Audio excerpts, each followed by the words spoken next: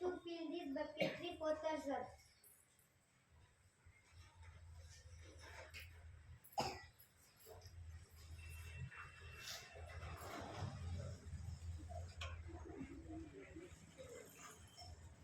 2 here with water.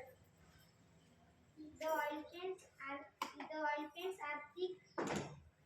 We dilute the paints.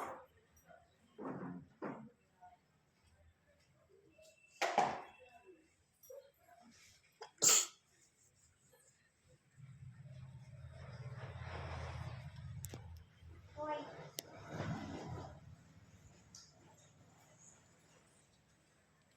A spoonful of turpentine or kerosene.